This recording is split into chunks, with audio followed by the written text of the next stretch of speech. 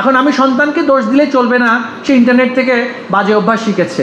আমি কোথায় ছিলাম? শিক্ষক হিসেবে আমি কি তাকে শিখিয়েছি পড়ালেখা করে যে গাড়ি ঘোড়া চড়ে সে? সমাজ শুধুমাত্র গাড়ি ঘোড়া চড়ার মানুষ দিয়েই পরিচালিত হয় না। তারা কেন নিজস্ব ক্যাম্পাস তৈরি করতে পারছেন না? হাজার হাজার টাকা, প্রায় 20,000 টাকার ঊর্ধ্বে একটা স্কুলে টিউশন ফিস, সেই টাকা কোথায় যাচ্ছে? শ্রেণীকক্ষ পরিষ্কার করব, এই মানসিকতাগুলো দয়া করে আপনারা আনবেন, তাহলেই স্মার্ট সিটিজেন হবে, নয়তো অ্যারোগেন্ট সিটিজেন হবে। আমাদের সন্তানরা অ্যারোগেন্ট সিটিজেন হোক, ভোগবাদী মানসিকতায় পূর্ণ হোক, এবং আমরা যেটাকে বলছি বস্তুবাদী মানসিকতার মধ্যে আভিজাত্যপূর্ণ চিন্তা থাকলে সেই সন্তানের ভবিষ্যৎ আমরা অভিভাবক এবং শিক্ষক হিসেবেই বিনষ্ট করে দিচ্ছি। তাকে আমাদের অবশ্যই হিউমিলিটি শেখাতে হবে, সকলকে সম্মান করা শেখাতে হবে।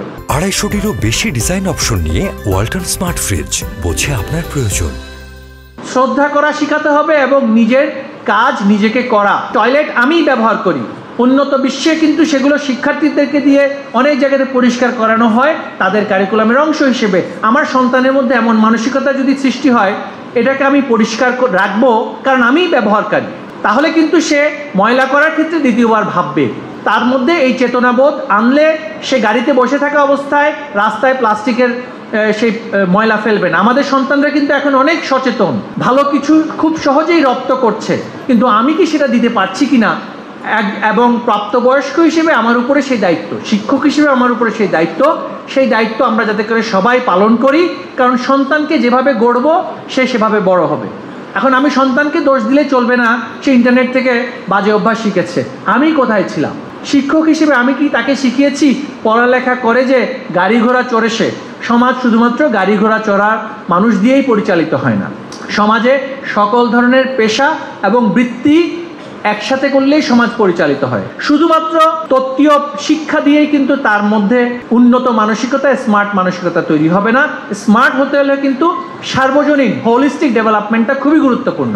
পাবলিক ট্রান্সপোর্ট ব্যবহার করা, সেটা ঢাকা শহরের অভিজাত বিদ্যালয়গুলোর উপরেও যাতে করে আমরা বাস্তবায়ন করতে পারি, শিক্ষা মন্ত্রণালয়ের পক্ষ থেকে আমরা শতভাগ সহযোগিতা করতে প্রস্তুত। শুধুমাত্র ভাড়া নিয়ে বছরের পর বছর একটা বিদ্যালয় আপনারা পরিচালিত করবেন, আর সেখানে যারা সেই বিদ্যালয়ের মালিক তারা সেখান থেকে শুধু লাভ নিতেই থাকবেন, আর আমার এলাকাবাসী সেখানে তার জীবন পর্যুদস্ত হবে, সেটা হতে দেওয়া যায় না।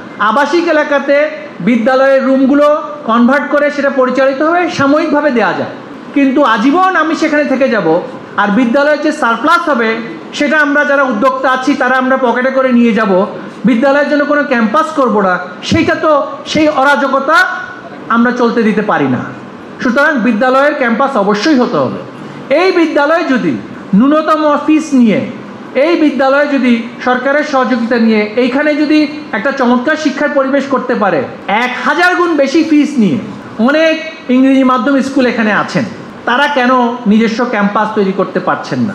এটা আমরা অবশ্যই প্রশ্ন রাখতে পারি। শুধুমাত্র এবং সেখানে শিক্ষকরাও আমাদের কাছে এসে অনেক সময় অভিযোগ করেন তাদের অনেকের বেতন প্রাইমারি স্কুলের শিক্ষকদের চাইতেও কম, সেখানে আমরা দেখেছি, এবং তারা কোচিং করে জীবিকা নির্বাহ করেন।